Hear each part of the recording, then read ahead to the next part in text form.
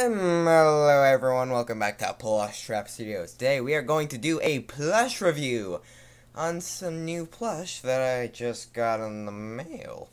And in case you were wondering, no, that it's not these Bendy plushes right here. It's just for decoration and for show off that I'm gonna do later. No, it's about a game that sadly the creators of Bendy have ditched, or who knows, maybe they'll come back to it. Who knows? But yeah, I in honor of them, I got their plushes, and I'm probably gonna do a lot with them. So here they are, the Showdown Bandit plushies, the only 3 that ever came out. How sad. This guy gets it. His games look on. But anyways, enough with the jokes. Let's review the main character himself, the Bandit. Now, I really like him. I really like him, but he does have some flaws. Number one is that, and this is going to be with all of them, pretty much 99% of their detail comes from printing. As you can kind of see, that everything's printing. Eyes, the red cheeks, I guess, the mouth, some of the cloth here. It's here, even on a little bit of the hat.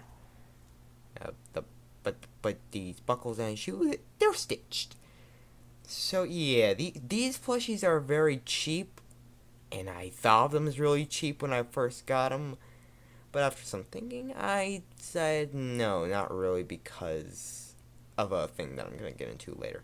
Another thing that I found weird about them is the eyebrows.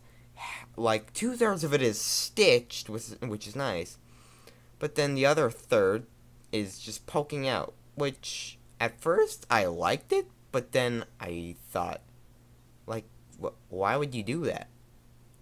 But you know, he's got ears, and oh my, and this, I just realized this a while back, his whole head is just printed.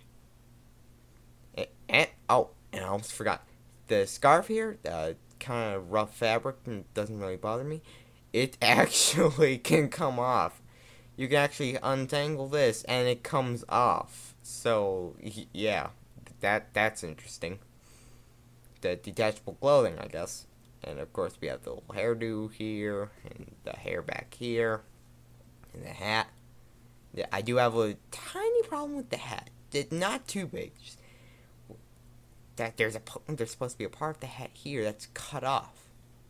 I don't get it. But I'll let that slide. The Bandit is overall a good plush. So let me just send back here. Okay, then we get the second main character, Miss Undertaker, and I gotta say she too is pretty good. I mean, at least the fabric of her head and hands isn't stitched. Printed on for the most part, but the facial details are. So yeah, but it's not that bad. You start to see with all of these that the printing is not that bad. It's actually pretty good, and you really have to work yourself to see it. And even when you do, it's barely there. I also like these little strips of hair that she has on her sides. But at the same time, it kind of doesn't make sense, because her back hair is like yarn, which is kind of confusing to me. Like, why didn't they put yarn here? But I'll let that slide. The tie is cute. I like the little skull there. And the clothing is nice and cute, too. I like her little sleeves, outfit, especially her little shoes. But I did find a problem with this one. Yeah, she has no black base, so take away the skirt, she's pretty much naked. But don't worry, don't. You ain't seen nothing here. There's nothing to see here, folks. And you can stitch the clothing on, so you don't really see it that much. That's what I did with the skirt, so you don't see me doing this. So yeah. Overall, this is another decent and good plush. And definitely a little better than the Bandit because she doesn't have too much printing on her. And then here comes my least favorite, but at the same because well, for some reasons that we'll get into. The Griefer.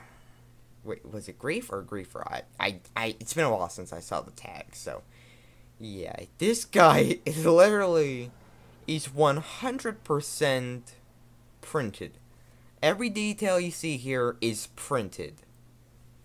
I mean, it's pretty hard to see, like I said, with Miss Undertaker and Bandit, but at the same time, it is still very cheap, and, yeah, not that good. But it does have some qualities. I do like the rough texture of the cape, and the fact that it's really sewn on there, it's really attached down there, so it's pretty good. And also the scissors, I like how it looks like it's actually attached by string, which it might actually be because of a thing that makes it kind of cheap. The half scissor, it's kind of hard to see on the camera, but you can see that they glued the scissors on so it doesn't slide off a bit. Which, I mean, it's kind of cheap, but it's also kind of understandable because it'd be hard to sew on. But it's not impossible. You can still sew it on. So, yeah. That Fat Mojo just being cheap on that. And these are especially cheap when you compare them to one of its best plushies, the original Bendy and the Ink Machine plush. Because these guys were sewn, and even though some had certain problems, the good outweighed the bad drastically. I mean, for instance, he doesn't have stitched fingers, but that's not really much of a problem, because it's a plush and it doesn't really matter if he has stitched fingers or not. And overall, that's pretty good. It's pretty good, and even though the bow tie's a little weird, not just normal bow tie, it's still reminiscent of Benny. This is a good plush, along with Boris and Alice. And these guys, 2 years later, technically they should have been made better, but they're worse, just because of the printing and all. However, given some time to think about the print, especially how good it's printed on, I would say that it's not really that bad anymore because of the most recent wave of Bendy merch, the Bendy in the Dark revivals. Hold on. For instance, take the good Bendy here. It's kind of hard to see, but his pants are printed on. And even though I would occasionally see that as cheap, it's not really. It is printed on very well. You can barely see the flaws in it. The bow tie printing is a bit meh, but that's understandable. And the face printing, it's all nice and good. And the same applies to both Sammy Lawrence with his inky pants and printed on detail on the mask, and Audrey with her with half of her torso being printed ink, as you can see here, yeah. But it's printed on good enough where it's not really considered that bad. And for that, I gotta say that the Showdown Bandit plushies are, I mean, they're still cheap, just not as cheap as something like Funko printing these days. And also, please, Scott Cawthon, don't take away the license to Funko for the FNAF plush. I seriously do not want to. So yeah, that is Fat and Mojo's Showdown Bandit plush from almost a year ago. I mean, these were relatively good plush. I wouldn't say they're the best, but I certainly do appreciate them, especially since Showdown Bandit is gone, and pretty much this is all we have left. So, if we only have these to remember them, I guess I could pass off the printing and all. But yeah, I guess that's my review on the Showdown Bandit plush, and I'm going to make a special video for them soon.